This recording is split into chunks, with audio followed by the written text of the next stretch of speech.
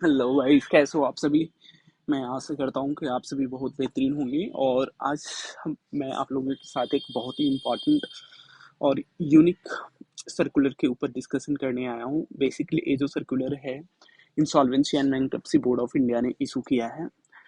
वो सभी असाइनमेंट्स के लिए जो या तो अभी वॉलंटरी लिक्विडेशन प्रोसेस के अंदर चल रहे हैं, या फिर नए असाइनमेंट्स जो वॉलंटरी लिक्विडेशन प्रोसेस के अंदर स्टार्ट होंगे, उसके लिए ये सर्कुलर है। Basically insolvency and bankruptcy board of India ने इस सर्कुलर्स को 28 जून 2024 को इशू किया था, राइट। और आप देख पा रहे होंगे कि ये सर्कुलर की जो नंबर है IBBI/LIQ/74/2024। So this is the IBBI circular number. इस सर्कुलर के नंबर के तहत आप इसको वेरीफाई कर सकते हैं on the website of the IBBI। आप वहाँ से चेकआउट कर सकते हैं सर्कुलर की। और ये जो सर्कुलर्स है, देखो किसको किसको एड्रेस किया गया है। तो एक तो है जी रजिस्टर्ड इंसॉल्वेंसी प्रोफेशनल्स, दूसरा recognise insolvency professional entities and registered insolvency professional agencies. So इन तीनों स्टेक होल्डर्स को ये सर्कुलर बेसिकली इशू किया गया है। सब्जेक्ट लाइन जो सर्कुलर्स का है कि filing of forms to monitor the voluntary liquidation process under the Insolvency and Bankruptcy Code 2016 and regulation made thereunder. So ये जो पर्पस है वॉलंटरी लिक्विडेशन प्रोसेस को मॉनिटर करने के लिए इस फॉर्म को डिजाइन किया गया है, ठीक है। और इसके अंदर ज़्यादा कुछ नहीं है, बट इम्पॉर्टेंट है। देखो इसके अंदर क्या है, corporate person CP may initiate voluntary liquidation process in terms of section 59 of the insolvency and bankruptcy code, ठीक है। And the voluntary liquidation process regulation made thereunder. During the process of the liquidation, liquidator invites the claims, prepare the list of stakeholders based on the verified claims, sale the assets of the corporate persons uh, in the manner and mode approved by the corporate person, and the distribution of the proceeds under section 53 of the code. Upon the completion of the liquidation, liquidator submits the final report and applications for the dissolution of the corporate persons to the adjudicating authority। देखो ये जो आपने चीज पढ़ा है वो तमाम जो एक वॉलंटरी लिक्विडेशन प्रोसेस के अंदर समराइज वे में एक्शंस ली जाती है वॉलंटरी लिक्विडेशन के द्वारा, वो है। मैं आपको सिंपली बता दूं, देखो सेक्शन 59 ऑफ IBC कोड जो है वो बतलाता है कि कंपनी की वॉलंटरी लिक्विडेशन हो सकती है, और वॉलंटरी लिक्विडेशन स्टार्ट होने की क्या प्रोसेस है वो सारा का सारा सेक्शन 59 के अंदर दिया गया है। इस सेक्शन 59 के साथ साथ आपको क्या करना है, voluntary IBBI voluntary liquidation process regulation 2017 है, वो आपको पढ़ने हैं। और उसके अंदर जो सेक्शन 59 और वॉलंटरी लिक्विडेशन प्रोसेस रेगुलेशन है वो, और कह सकते हो कि कुछ एक सेक्शंस जो हैं नॉर्मली जो IBC कोड के सेक्शन 59 के अलावा वो भी अप्लीकेबल होती हैं। और वो सेक्शन मेरे हिसाब से सेक्शन मैं बता दूं कि बेसिकली जो सेक्शन है, एक तो 59 है ही, इसके साथ सेक्शन 34 ऑनवर्ड्स, ठीक है, सेक्शन 34 ऑनवर्ड्स, सेक्शन 54 तक, ठीक है, 54 तक ये जो IBC कोड की है वो भी सेक्शंस अप्लीकेबल होते हैं वॉलंटरी लिक्विडेशन प्रोसेस के। इसके साथ साथ गाइस आपको क्या करना है, IBBI वॉलंटरी लिक्विडेशन रेगुलेशंस जो 2017 है वो भी कवर करने हैं, ठीक है।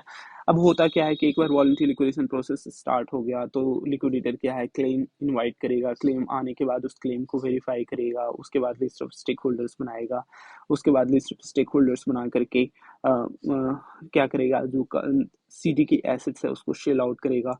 एंड जो भी मैनर है एसेट्स को सेल करने के लिए, उस मैनर के तहत एसेट्स को ऑक्शन किया जाएगा, उससे जो प्रोसीड्स रिलाइज होंगे वो डिस्ट्रीब्यूट किया जाएगा स्टेक होल्डर्स को in terms of section 53 of the IB code.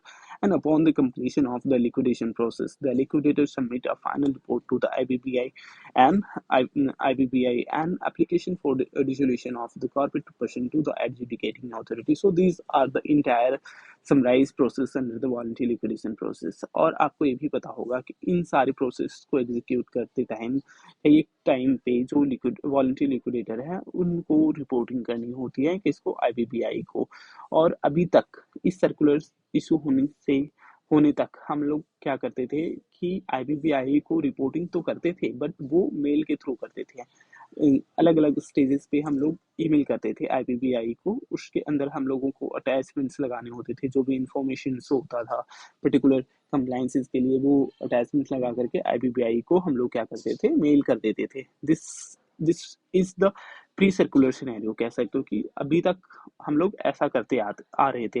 But अभी सर्कुलर सडनली इशू किया गया 28 जून 2024 को, और इसमें यही चीज पे इंफोसाइज किया गया है कि आप जो भी इंफॉर्मेशन की रिपोर्टिंग करते थे आईबीबीआई को मेल के through, now you don't have to do that by the emails, because email के थ्रू इंफॉर्मेशन को डिसएमिनेट करना आईबीबीआई को कई एक बार लेंदी प्रोसेस हो जाता है, कई एक इंफॉर्मेशन छूट जाती है। तो इसलिए ये जो पर्टिकुलर फॉर्म्स हैं, इन पर्टिकुलर फॉर्म्स का डिजाइन किया गया है। सो देखते हैं इसके अंदर और क्या दिया गया है भाई। The insolvency professionals functioning as the liquidator is also required to ensure the compliances with the legal requirement and reporting to the adjudicating authority and the IBBI. Presently, IP submits the detail regarding to the voluntary liquidation process to the board through the emails, which is time consuming and inefficient. जो मैंने आपको बताया कि बहुत ज़्यादा time consuming हुआ करता था और inefficient process भी हुआ करता था, ठीक है। To elevate the compliance burden of the insolvency professional as set out the forms on the electronic platform has been created by the IBBI to capture the details of the voluntary liquidation process. These forms are vital for the voluntary liquidation process under the Insolvency and Bankruptcy Code, as they enable systematic and transparent record keeping and seamless reporting. The primary advantage of the forms includes boosting the efficiency and effectiveness of the voluntary liquidation process, allowing the liquidator to conveniently access and submit the forms online, reducing the delays and enhancing the efficiency and decreasing the chances of error and omission, ensuring the accurate and reliable information. So guys, इसके अंदर हमने बहुत सारे चीज को cover कर लिया। पहले हम ये कवर करेंगे एंड देन ये कवर करेंगे। देखो, वॉलंटरी लिक्विडेशन प्रोसेस स्टार्ट होने के बाद कह सकते हैं कि जो वॉलंटरी लिक्विडेटर होते हैं उनके ऊपर एक मैंडेटरी रिपोर्टिंग रिक्वायरमेंट तो आ जाती है। But before the issuance of the circular, जो वॉलंटरी लिक्विडेटर क्या करता था, वो बहुत सारे इंफॉर्मेशन को डिसेमिनेट करता था, ठीक है, as per the requirement of the compliance to IBBI. और वो सारे फॉर्म्स के लिए क्या करते थे लिक्विडेटर, अपने मेल से जो डेजिग्नेटेड केस की ईमेल आईडी है, उस केस की ईमेल आईडी से आईबीबीआई को इंफॉर्मेशन को हम लोग देते थे, बिकॉज वो मैंडेटरी रिक्वायरमेंट था कंप्लाइंस का, है ना। और अब क्या हुआ, आईबीबीआई को ऐसा लगा कि जो इंफॉर्मेशन हमारे पास आ रहे हैं वो कई एक बार प्रॉपरली ट्रेस नहीं हो पाती, उसकी कंप्लाइंसेस भी नहीं हो पाती। कई एक बार जो वॉलंटरी लिक्विडेटर है वो इंफॉर्मेशन को प्रॉपरली दे नहीं पाया, कुछ एक इंफॉर्मेशन उसमें रह गया, तो इससे क्या होता था, कहीं ना कहीं इनएक्यूरेट सबमिशन ऑफ इंफॉर्मेशन हो जाता था। उसके बाद फिर आईबीबीआई को फिर से मेल करना होता था कि आप मुझे ये इंफॉर्मेशन को भी और प्रोवाइड कीजिए। तो कहीं ना कहीं इन इफिशिएंट प्रोसेस था, टाइम कंज्यूमिंग था, लेंदी था, इन अप्रोप्रिएट था, ठीक है। बहुत सारे उसके डिसएडवांटेजेस थे क्योंकि चीज़ें मैन्युअली किया जाता था। नाउ अब ये सर्कुलर आया तो इसके बहुत सारे एडवांटेज हैं। फर्स्ट एडवांटेज है कि boosting the efficiency and effectiveness of voluntary liquidation process, allowing the liquidator to conveniently access and submit the forms online, reducing the delays and enhancing the efficiency, right, decreasing the uh, decreasing the chances of the error and omission, ठीक है, ensuring more accurate and reliable information. So these are the advantages upon the issuance of the liquidation forms. Now आप जैसे कि देख पा रहे होंगे यहाँ पे टोटल 4 फॉर्म्स हैं। Voluntary liquidation form 1, voluntary liquidation form 2, voluntary liquidation form 4, voluntary liquidation form 3 and voluntary liquidation form 4। VL form 1 के अंदर ज़्यादा इन्फॉर्मेशन हमारे को देना नहीं होता, कॉर्पोरेट डेटा जो कंपनी वॉलंटरी लिक्विडेशन में है उसका information and voluntary liquidation process. इसकी सारी इन्फॉर्मेशन हमारे को देना है। और इसकी जो डेट है 10th day of the second month, 10th day of the second month after the public announcement. So this is the due date. Next voluntary liquidation form 2 क्या है? Details of the meeting of the contributories with reason for delay in the process and details of replacement of the liquidation process. यहाँ पे थोड़ा सा चीज हम लोग discuss इसको करना चाहेंगे कि as you are aware that कि जो वॉलंटरी लिक्विडेशन प्रोसेस की तमाम प्रक्रिया है उसको 1 साल के अंदर वॉलंटरी लिक्विडेटर को कंप्लीट करना होता है। But they are the chances ऐसे बनते हैं कि जो प्रोसेस है उसको 1 साल में कंप्लीट नहीं किया गया, तो उस केसेस में क्या करना होगा? उस केस में आपको क्या करने हैं कि कॉन्ट्रीब्यूटर्स की एक मीटिंग कॉल करनी है। उस मीटिंग में आपको एक डिटेल रिपोर्ट सबमिट करना है। डिटेल रिपोर्ट और जस्टिफिकेशन सबमिट किया जाएगा वॉलंटरी लिक्विडेटर के द्वारा, और उसमें बताया जाएगा कि why the process of voluntary liquidation could not be completed within stipulated time period of 1 year. ठीक है, तो दिस इज द प्रोसेस। उसके बाद details of replacement of the liquidator if any, यदि throughout the year liquidator की replacement हो जाती है तो वो भी इंफॉर्मेशन इस वॉलंटरी लिक्विडेशन फॉर्म 2 के अंदर प्रोवाइड करना है। और इसका जो ड्यू डेट है as you can check out here, on और before the 10th day of the subsequent month after meeting of the contributories और रिप्लेसमेंट ऑफ द लिक्विडेटर। ठीक है, तो ये इसकी रिक्वायरमेंट है। सेकंड, वॉलंटरी लिक्विडेशन फॉर्म 3 क्या है? Details of the dissolution applications, details of unclaimed proceeds. 3-4 information इसके अंदर हमारे को देना है। Details of the dissolution application, details of unclaimed proceeds, details of realisations and distributions made to the stakeholders, details of pending litigations, detection of the fraud or insolvency if any. Now, what is the due date of the voluntary liquidation form 3? On or before the 10th day of the subsequent month after submission of the resolution application of the corporate person or withdrawal oblique suspension of application for the voluntary liquidation process to the adjudicating authority। देखो guys, होता क्या है कि एक बार voluntary liquidation process start हो गई तो इसके दो ही कॉन्सिक्वेंसेस होंगे। सारा प्रोसेस कंप्लीट होगा, ठीक है, प्रोसेस जो है कंप्लीट हुआ एंड देन फिर डिसोल्यूशन एप्लीकेशन फाइल होगा एंड फाइनली ऑर्डर आएगा और सीडी का डेट हो जाएगा। कई एक बार ये होता है प्रोसेस स्टार्ट हुआ, ठीक है, बीच में ये जो वॉलंटरी लिक्विडेशन प्रोसेस है वो क्या हो गया, या तो विड्रॉ हो गया है ना, या फिर सस्पेंड हो गया। तो उस केसेस में भी हमारे को ये वीएल फॉर्म 3 को फाइल करना होगा और उसकी ड्यू डेट यहाँ पे वही है जो दी गई, ऑन और before 10th day of the subsequent month after submission of the liquidation resolution application of the corporate person या फिर withdrawal oblique suspension of the application of the voluntary. ठीक है, तो this is the all about VL form 3। Now VL form 4 क्या है? Details of the order of the dissolution. Details of the order of the dissolution, जब application हमने dissolution के लिए जो फाइल किया गया है वो कंसीडर हो जाता है और एनसीएलटी उस एप्लीकेशन को एक्सेप्ट कर लेती है तो डिसोल्यूशन की ऑर्डर आ गया। और इस पर्टिकुलर फॉर्म वीएल फॉर्म 4 की सबसे अच्छी फीचर्स ये है कि आपने जो वीएल फॉर्म 3 के अंदर most of the information provide किया है वो कैरी फॉरवर्ड हो जाएगा वीएल फॉर्म 3 के अंदर, और जो रिमेनिंग इन्फॉर्मेशन है आपको प्रोड्यूस करनी पड़ेंगे। ठीक है, this includes the details of the distribution of the proceeds, जो आपने प्रोसीड्स को डिस्ट्रीब्यूट किया है उसकी सारी इन्फॉर्मेशन देनी है, receipt and payment account etcetera चीज़ें हैं। उसके बाद what is the due date of this VL form 4? तो ऑन और before the 14th day of the passing of the order of the dissolution of the corporate person or withdrawal suspension, जो भी order आती है, ठीक है, तो ये फॉर्म को हमारे को सबमिट करने हैं। 5th नंबर पॉइंट पे क्या है? For the purpose of a smooth filing of these forms, a platform is hosted on the website of IBBI, that is ibbi.gov.in, and IP shall access the platform with unique username and password provided to the by the IBBI and upload submit the forms along with the relevant informations and records after affixing the DAC or e-signing.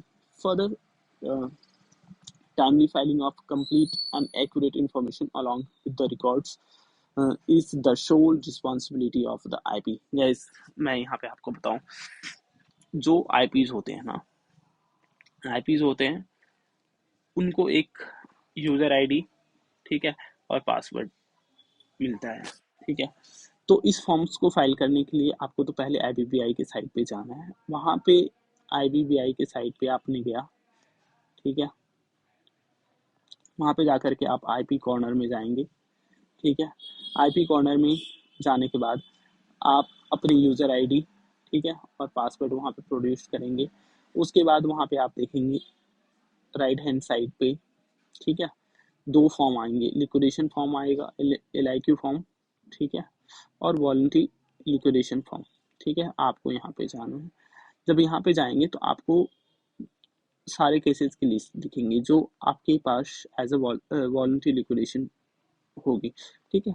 और उस particular case पे आप click करेंगे तो वहाँ पे आपको ये सारे फॉर्म्स फिल करने की ऑप्शन आ जाएंगे। सो this is all about the process of the filing of the liquidation forms on the website of the IBPI। तो इसमें ज़्यादा कुछ है नहीं, आप एक फॉर्म को फाइल करेंगे तो आपको सारे क्लैरिटी मिल जाएगा कि how to just file this forms. Now ये जो 6 नंबर पॉइंट है, it is directed that the IP shall file the forms on the electronic platform only within the prescribed timeline for all the cases where the voluntary first number within the prescribed time for all the cases where the voluntary liquidation process has commenced on after the issue of this circular। जो नए process होंगे उसके लिए है, ठीक है। Timeline जो भी है, जैसे कि टाइमलाइन यहाँ पे दिया गया है पर्टिकुलर फॉर्म को, तो ये न्यू केसेस के लिए हो जाता है। उसके बाद for the on going cases के लिए, जो केसेस अभी चल रहे हैं, तो in which no dissolution applications for the corporate person has been filed, the IP shall file the following forms latest by 30th of September. Form VL1 for all the cases, Form VL2 for the cases where the process is delayed or liquidator is replaced as the case में, इसमें VL2 file करेगा। और C में क्या है, cases where the application for the dissolution or withdrawal oblique suspension of the voluntary liquidation process of the corporate person has been filed with the adjudicating authority shall file VL1, VL2, VL3 latest by 30th of September. Guys, जो ये date था 30th of सितंबर था, but IBPI ने इस date को अभी बढ़ा दी है। मैं वो भी सर्कुलर आपको दिखाऊंगा कि कब ये डेट को बढ़ाया गया है। और the number the cases where the dissolution of the corporate person या फिर withdrawal suspension of the voluntary liquidation process has been ordered by the AA shall file VL1, VL3 and VL4 latest by 30th of September। ठीक है। It is clarified that IP who do not comply with the applicable provision of the code and the regulation made thereunder shall be liable to the applicable provision of the code and the regulation made thereunder। तो obvious सी बात है, आपके ऊपर penalty लग जाएगा, GST लगेगा उस penalty के अमाउंट के ऊपर, और अदर कॉन्सिक्वेंसेस जो भी कोड के अंदर दी गई है वो आपके ऊपर अप्लीकेबल होगा। सो आपको एक्यूरेट एंड कंप्लीट इंफॉर्मेशन देने हैं, ठीक है, और टाइमली फॉर्म को फाइल करने हैं। नहीं करोगे तो पेनल्टी लगेगा, उसके ऊपर GST लगेगी। तो ये सारे चीज़ें हैं गाइस, ठीक है। उसके बाद IBPI ने सर्कुलर को इशू किया है सेक्शन 196 सब सेक्शन 1 की जो पावर है उसके तहत। तो बेसिकली 196 एम्पावरिंग सेक्शन है IBPI को, और इस सेक्शन के तहत IBPI अपनी सर्कुलर को लेकर के आती है। तो ये कंप्लीट सर्कुलर के ऊपर हमने डिस्कशन की। आई होप कि आपको इसमें कुछ ज़्यादा डिफ़िकल्ट नज़र नहीं आया होगा, बिकॉज बहुत ही सिंपल सा सर्कुलर है, ठीक है। और सेकेंड चीज़ मैं आप लोगों को यहाँ पे ये बता दूँ कि IBPI ने रिसेंटली जो है, जो लास्ट डेट ऑफ ये फॉर्म को सबमिट करने की 30th सितंबर था, उसको बढ़ा दी है। और ये जो एक्सटेंशन की जो डेट आई है 9 अक्टूबर को IBPI ने ये फर्दर सर्कुलर लेकर के आया। This is the 9th October 2024 and IBPI LIQ 77/2014 को ये सर्कुलर आया। और सब्जेक्ट लाइन में देख पा रहे हो कि extension of time for filing of the forms to monitor the voluntary liquidation process under the insolvency and bankruptcy code। now ये जो है कि फॉर्म को latest by 30th September file करना था, बट इस फॉर्म की जो डेट है has been extended till 30th of November 2024 guys। So this is all about the circular। thank you very much for watching these videos and I am very much hopeful कि आपके लिए थोड़ा useful तो होगा ही होगा। thank you guys for watching।